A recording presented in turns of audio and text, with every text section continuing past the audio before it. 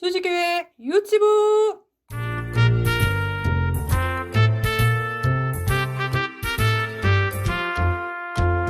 예수님이 말씀하시니 물이 변하여 포도주가 돼. 예수님이 말씀하시니 물이 변하여 포도주가 돼. 예수님 나에게도 말씀하셔서 새롭게 변화시켜 주소서. 예수님이 말씀하시니 밤이 매우 가늘을 떴다네. 예수님이 말씀하시니 밤이 매우 가늘을 떴다네. 예수님 나에게도 말씀하셔서 새롭게 변화시켜 주소서.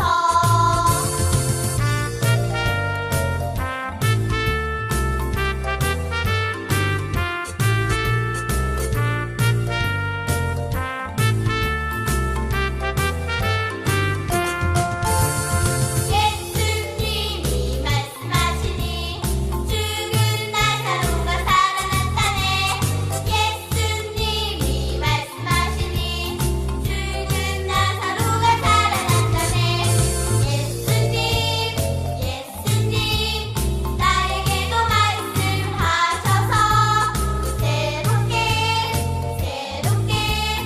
변화시켜 주소서. 예수님이 말씀하시니 거친 파도가 잠잠해졌네. 예수님이 말씀하시니 거친 파도가 잠잠해졌네. 예수님 나에게도 말씀하셔서 새롭게 변화시켜 주소서. 새롭게 변화시켜 주소서.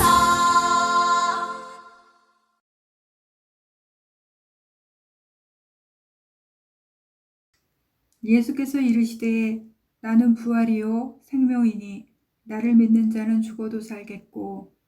요한복음 11장 25절 말씀. 오늘은 이 말씀으로 예수님이 나사로를 살리셨어요 라는 제목으로 말씀을 전하겠습니다. 교회 선생님이 소망이에게 선물로 화분을 주셨어요.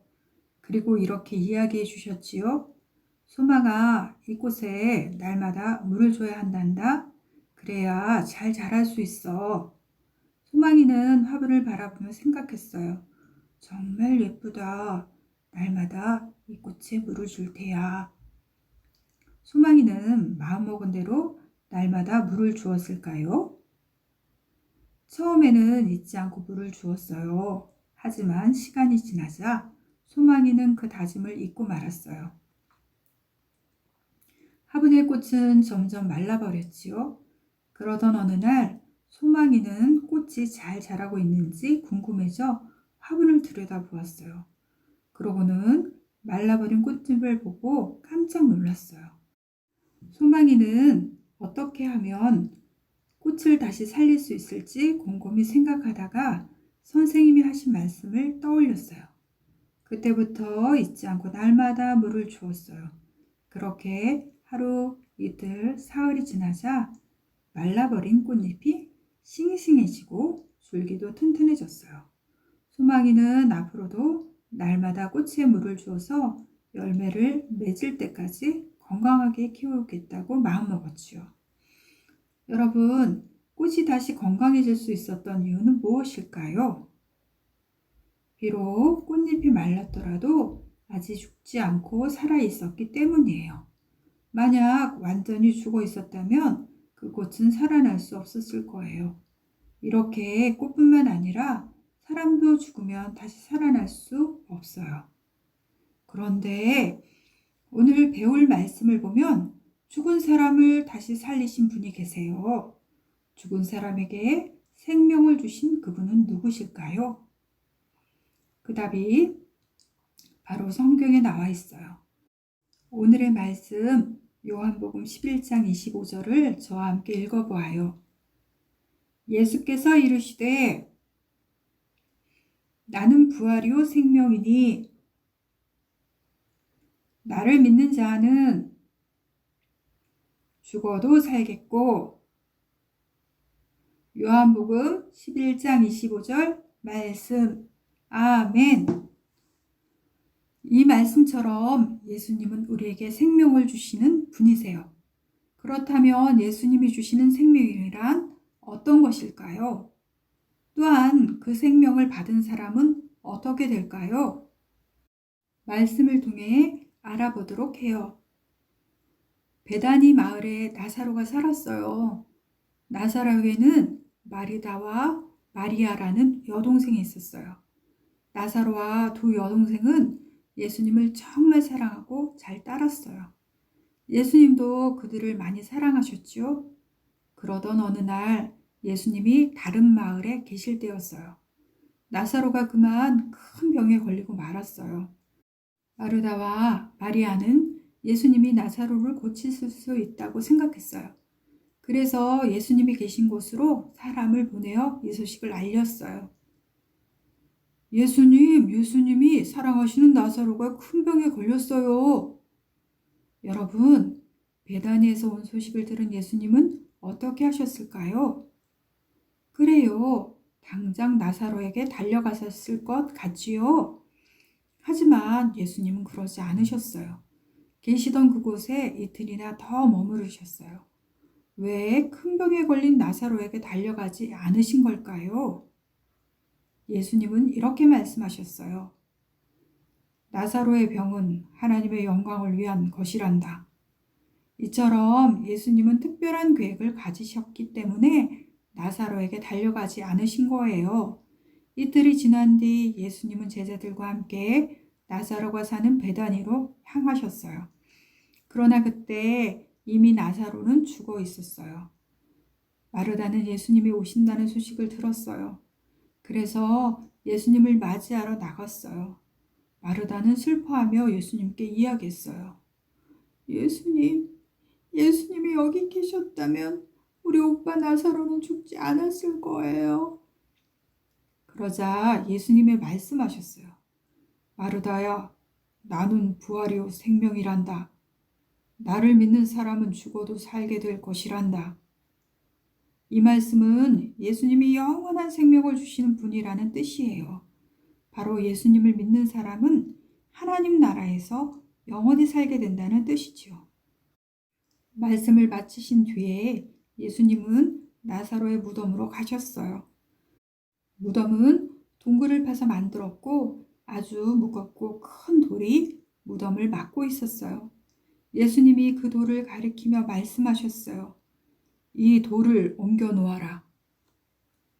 마르다는 예수님께 죽은 지 사흘이나 된 나사로에게 벌써 냄새가 난다고 이야기했어요. 그러자 예수님은 마리아에게 예수님을 믿으라고 말씀하셨어요. 사람들이 돌을 옮기자 어떤 일이 생겼는지 다음 이야기를 들어보아요. 예수님이 큰 소리로 말씀하셨어요. 나사로야, 나오너라. 그러자 놀라운 일이 일어났어요. 죽은 지 사흘이나 된 나사로가 무덤에서 걸어 나오는 것이었어요. 이 모습을 본 사람들은 모두 깜짝 놀랐어요. 그들은 예수님이 생명을 주시는 분이심을 알고 믿게 되었답니다. 여러분, 예수님은 죽었던 나사로를 다시 살리셨어요. 그리고 예수님만이 영원한 생명을 주시는 분이심을 보여주셨죠. 이것이 바로 예수님의 특별한 계획이었던 거예요. 이렇게 예수님은 우리에게 영원한 생명을 주시는 분이세요. 이제 다 함께 저를 따라 외쳐보세요. 예수님만이 영원한 생명을 주세요. 우리가 예수님을 믿으면 예수님은 우리에게도 영원한 생명을 주세요. 영원한 생명을 얻은 사람은 하나님 나라에서 영원히 살게 된답니다. 여러분, 예수님은 또한 우리에게 영원한 생명을 주실 만큼 우리를 정말 사랑하는 분이세요. 우리를 사랑하시는 예수님과 영원히 사는 것은 정말 기쁜 일이에요. 그러니 우리 또한 날마다 예수님이 기뻐하시는 일을 하며 살아가야 해요. 우리에게 영원한 생명을 주시는 분은 예수님 뿐임을 기억해야 해요. 또한 날마다 예수님이 기뻐하시는 일을 하는 저와 여러분이 되기로 해요. 다시 한번 저를 따라 외쳐보세요. 예수님만이 영원한 생명을 주세요. 기도하겠습니다. 사랑의 하나님, 오늘 말씀을 통해 죽은 나사로가 살아나는 것을 보았습니다. 예수님만이 영원한 생명을 주시는 분이심을 보았습니다. 영원한 생명을 주시는 예수님을 잘 믿고 또한 예수님이 기뻐하시는 일을 하는 저희들이 되게 인도해 주세요. 예수님 이름으로 기도합니다. 아멘. 주님께서 가르쳐 주신 기도로 예배를 마치겠습니다. 하늘에 계신 우리 아버지, 아버지의 이름을 거룩하게 하시며 아버지의 나라가 오게 하시며 아버지의 뜻이 하늘에서와 같이 땅에서도 이루어지게 하소서. 오늘 우리에게 일용할 양식을 주시고 우리가 우리에게 잘못한 사람을 용서하여 준 것 같이 우리 죄를 용서하여 주시고 우리를 시험에 빠지지 않게 하시고 악에서 구하소서. 나라와 권능과 영광이 영원히 아버지의 것입니다. 아멘. 안녕 유치부 친구들, 반가워요. 오늘도 하나님 앞에 예쁜 모습으로 예배한 유치부 친구들을 축복합니다. 오늘은 말씀을 통해서 죽은 나사로를 살리시는 예수님을 보았어요. 우리 친구들, 우리 예배 시간에 많이 찬양했던 찬양이 생각나는데, 예수님이 말씀하시니 죽은 나사로가 살아났다네. 이 찬양 기억하지요? 예수님께서 나사로야 나오너라 말씀하셨더니 죽은 나사로가 다시 살아나는 것을 보았어요. 능력 많으신 우리 예수님은 말씀만으로도 죽은 사람을 살릴 수 있는 분이세요. 우리 친구들, 예수님을 열심히 잘 믿고 예수님의 말씀에 순종하며 하루하루 살아가는 유치부 친구들이 되었으면 좋겠어요. 그리고 우리 유치부가 다음 주부터는 교회에서 예배를 드립니다. 우리 친구들 집에서 이렇게 유튜브를 통해서 유치부 예배를 드렸는데 다음 주부터는 교회에 나와서 예배를 드릴 거예요. 이 친구들 건강한 모습으로 교회에서 만나기를 약속하며 다음 주에 만나요. 안녕, 사랑해요.